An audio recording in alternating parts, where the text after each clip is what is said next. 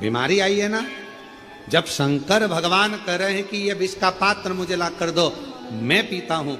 देवताओं ने पूछा कि आप विष पी लेंगे? शिव जी कहते हैं कि मुझे फुल कॉन्फिडेंस है, मैं विश्वास के साथ कहता हूं कि इस विष को मैं पचा सकता हूं। तो ऐसा विश्वास तुम्हारे अंदर होना चाहिए कि मैं दुख को काट सकता हूं मेरे महादेव के बल पर, मेरे शिव के बल पर, मेरे शंकर के बल पर मैं ये दुख, ये तकलीफ, ये कष्ट मिटा सकता हूं। भीतर विश्वास रखो, अपने भीतर भरोसा रखो कि मैं ये कर सकता हूं। कह दिया किसी ने कि तुम्हारे यहां औलाद नहीं होगी, संतान नहीं होगी, 7 साल निकल गए, 8 साल निकल गए, 25 साल। इस व्यासपीठ ने देखा है, इस व्यासपीठ ने देखा है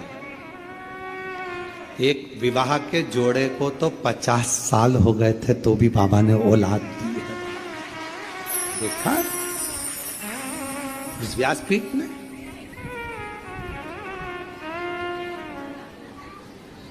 कह दिया किसी ने नहीं होगी, किसी ने कह दिया बच्चे नहीं होंगे, किसी ने कह दिया संतान नहीं होगी, किसी ने कह दिया ऐसा होगा, नहीं होगा। आपने मान लिया कि नहीं होगा। आप लोगों में से कोई ने सफर करा है, आप लोग कुबरेश्वर धाम तक आए हो तो गाड़ी में आए होगे, बस में आए होगे, मोटरसाइकिल पे आए होगे। बोलो, कभी कभी देखना आप तुम्हारे गांव में, तुम्हारे शहर में, तुम्हारे नगर में दीवाल पर पीपल का पेड़ उग जाता। बोलो, देखा है कि नहीं देखा है? मकान पर पीपल का पेड़ उग जाता है।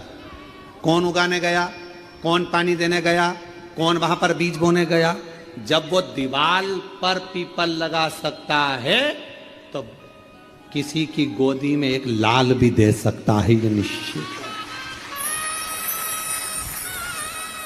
थोड़ा इंतजार करो। कई माताएं कहती है हमने 3 बार सफेद आंकड़े की जड़ बांध ली, हमने 2 बार पशुपति व्रत कर लिया, हमने 4 बार पशुपति व्रत कर लिया, हमने ऐसा कर लिया, हमने जो मांगा वो मिला। हम रोज आपसे कहते हैं कि बाबा ने अगर आपको यहाँ कथा, आप आए थे रुद्राक्ष लेने, आप आए थे कंकर शंकर पूजन करने, और बाबा ने यदि आपको यहाँ कथा सुनने के लिए बिठाया है, भले 1 दिन की मिली, आधा घंटा की मिली, 15 मिनट की मिली, 5 मिनट की मिली, चाहे 1 मिनट की मिली हो, अगर कथा मिली है तो बाबा को कुछ ना कुछ आपको देना ही पड़ेगा, प्रदान करना ही। कोई दुख आ गया, भरोसा रखो, मिटेगा। अगर विश्वास है तो, भरोसा है तो, और ये विश्वास ही हमको शिव के करीब में लेकर जाता है। ये विश्वास, ये भरोसा ही हमें शंकर के करीब में लेकर जाता है। शिव महापुराण की कथा कर रही है, भगवान शंकर का चरित्र कर रहा है। भगवान ओगड़दानी के हाथ में विष का पात्र है और देवता कह रहे हैं कि आप पिएंगे, ये हलाल विष, भरोसा है, पचा लूंगा, विश्वास है ये पचेगा। बस यही भरोसा आपको चाहिए कि मुझे, मैंने जो मांगा है, जो मैं यहां पर कंकर शंकर की पूजन कर कर 5 कंकर उठाकर पूजन कर कर 5 में से 1 कंकर अपने साथ लेकर जा रही हूं, रुद्राक्ष लेकर जा रही हूं, ये भरोसे के साथ लेकर जाना कि ये मेरा दुख काटेगा, मेरी तकलीफ मिटाएगा, कष्ट मिटाएगा और मुझे 3 महीने में वापिस कुबरेश्वर धाम में बुलाएगा। ये विश्वास है। कल एक प्रसंग चल रहा था कथा में, भगवान देवादिदेव महादेव भगवान शंकर कामाख्या पीठ पर, जहां जहां पर मां आद्य शक्ति सती के शरीर के टुकड़े हुए हैं, जहां जहां शक्ति पीठ बनी है, उन शक्ति पीठों पर शिवजी भ्रमण करते करते सती सती सती, जय माता दी, जय माता दी, बोलो बोलो जय माता। शिव सती सती कह रहे थे और हम जय माता दी कहें, क्योंकि हम मां कह सकते, सती क्यों?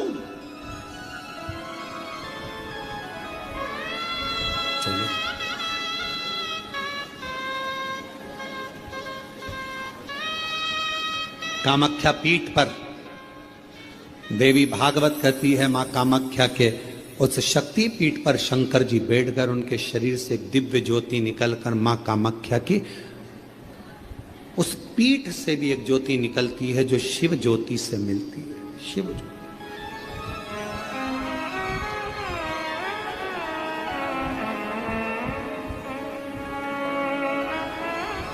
बैठे बाबा,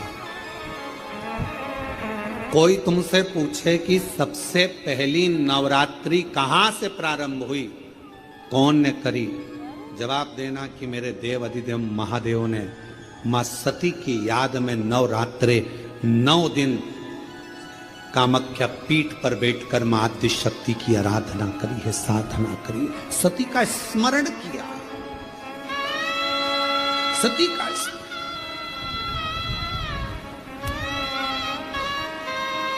और कौन है जिसने सती माता का स्मरण नहीं करा?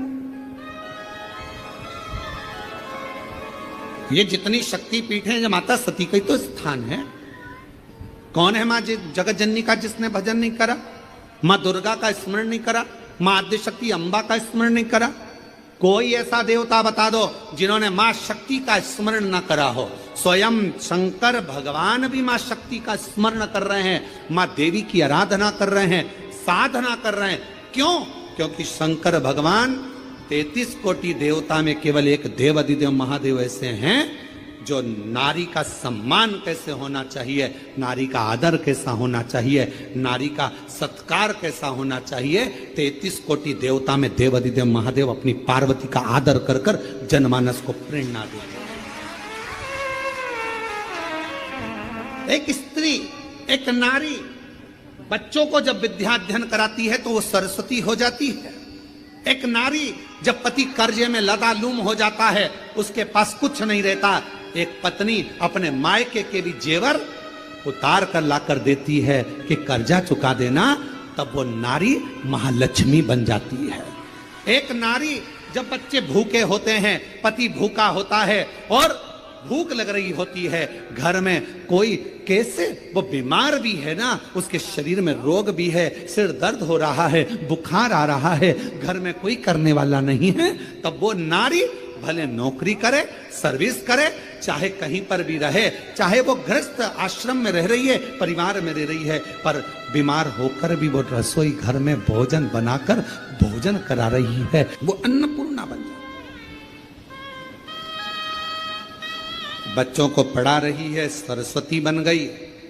पति का कर्जा उतारने के लिए उसको दुखी ना देखते हुए उसने अपना गले के रकम, कान के बुंदे, हाथ की अंगूठी, कड़े तक दे दिए, वो लक्ष्मी बन गई।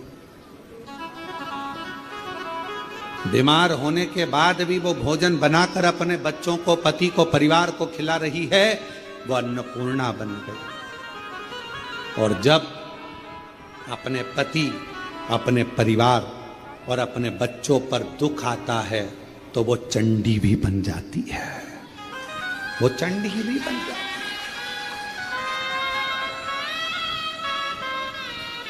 अब एक स्त्री, एक नारी तुम्हारे लिए इतना इतना कर रही और संसार के लोग सोचे कि ये तो हमारे पांव की धूल है, तो वो नारी पांव की धूल नहीं है, वो स्त्री पांव की धूल नहीं है। ये शंकर जी समझा रहे हैं। अपनी धर्म पत्नी सती प्राण त्याग कर चली गई है, शरीर के टुकड़े हो गए हैं। कामाख्या पीठ पर मेरे शंकर भगवान उस सती माता के, मां जगत जननी के उस शक्ति पीठ पर, कामाख्या पीठ पर नवरात्रे तक, माने 9 दिन तक भगवान शंकर ने मां सती का स्मरण किया है, ज्योति से ज्योति को मिलाया,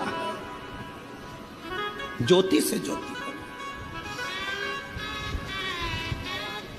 ये नवरात्रे, ये भारत की भूमि पर सनातनियों के लिए, सनातन धर्म के लिए नवरात्रे काय के लिए आते हैं? ये नवरात्रे माँ दुर्गा की आराधना करने के, साधना करने के साथ में ये नवरात्रे आते हैं अपने भीतर की आत्म ज्योति को परमात्मा की ज्योति से, माँ जगत जननी की ज्योति से, आद्य शक्ति से, भवानी से, शिव से, इस भीतर की आत्म ज्योति को उस ज्योति से मिलाने के। ये नवरात्र काय के लिए आते हैं? एक नारी का सम्मान करने के लिए। ये नवरात्र काय के लिए आते हैं?